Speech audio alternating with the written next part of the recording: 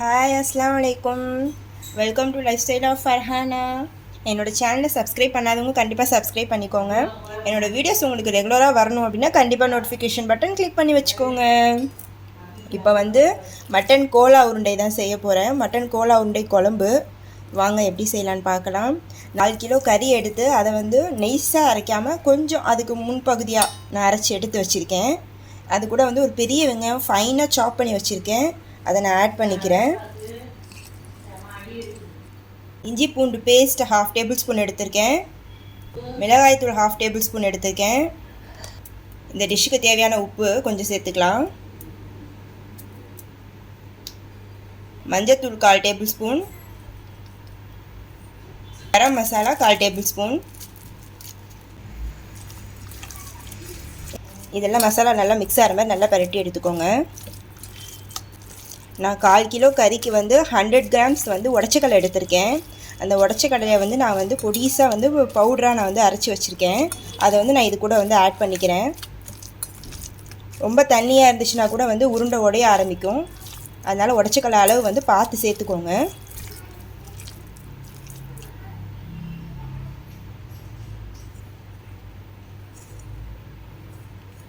கொத்தமல்லி இலை சேர்க்குறேன்.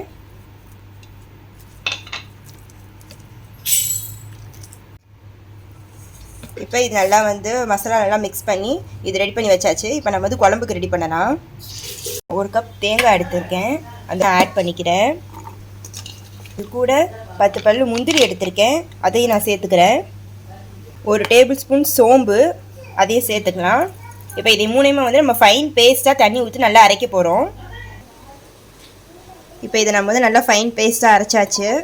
இப்போ இன்னொரு இதில் நான் தேங்காய் பால் எடுக்க போகிறேன். நான் 3 வெங்காயம் நல்லா நெய்ஸாக அரைச்சி எடுத்திருக்கேன்.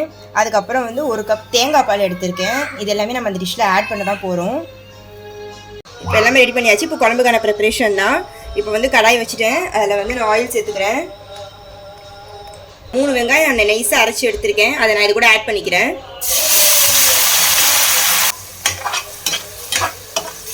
1/2 டேபிள் ஸ்பூன் இஞ்சி பூண்டு சேர்த்துக்கிறேன்.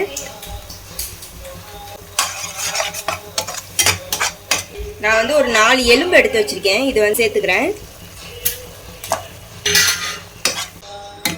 3 தக்காளி எடுத்திருக்கேன், அதை நான் கட் பண்ணி வச்சிருக்கேன், அதையும் நான் கூட ஆட் பண்ணிக்கிறேன்.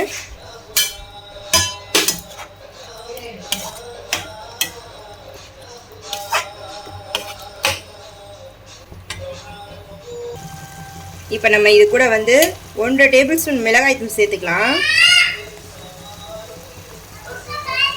1 டேபிள் ஸ்பூன் தனியாத்தூள், 1/2 tablespoon pepper, 1/2 tablespoon garam masala. இதெல்லாம் போட்டு நல்லா மசாலா நல்லா மிக்ஸ் ஆகிற மாதிரி நல்லா பரட்டி விட்டுக்கோங்க.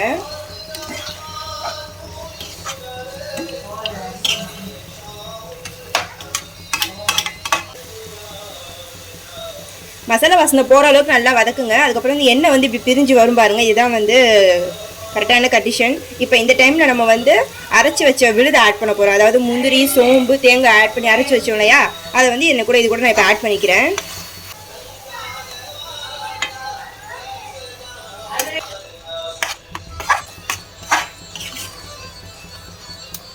நம்ம அரைச்சி வச்ச தேங்காய் பால், அதாவது 1 மூடிய தேங்காய் பால் அரைச்சிருக்கேன், அதை நான் இது கூட ஆட் பண்ணிக்கிறேன்.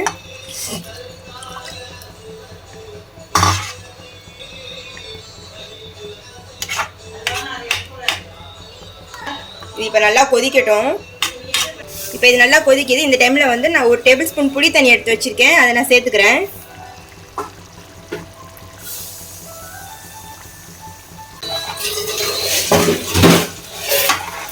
கொஞ்சோண்டு உப்பு சேர்த்துக்கிறேன்.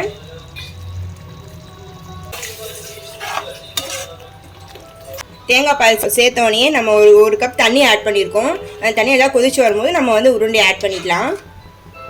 இப்போ இது நல்லா கொதிக்குது. இது அரைச்சி வச்சுருங்க இல்லையா மட்டன், அதை நான் உருண்டை பிடிச்சி வச்சுருக்கேன். அதுதான் அது கூட ஆட் பண்ண போகிறேன்.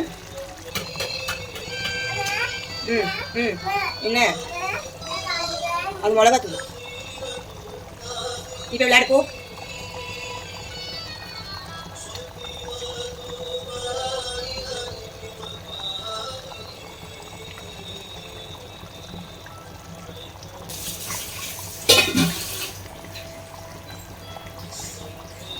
இப்போ நம்ம உருண்டை சேர்த்தாச்சு. இது நல்லா கொதிக்கட்டும். நல்லா ரெடி ஆகிடுச்சு. 10 நிமிஷம் வந்து நான் நல்லா குக் பண்ணிவிட்டு அதுக்கப்புறம் வந்து சிம்மில் வச்சு கொஞ்சம் ஒரு 10 நிமிஷம் குக் பண்ணேன். உருண்டை கூட உடையலை, எல்லாமே வந்து நல்லா இருக்குது, முழுசாக அப்படியே தான் இருக்குது. கண்டிப்பாக வீட்டில் ட்ரை பண்ணி பாருங்கள். நெக்ஸ்ட் வீடியோவில் பார்க்குறேன். பாய் பாய். அஸ்ஸலாமு அலைக்கும்.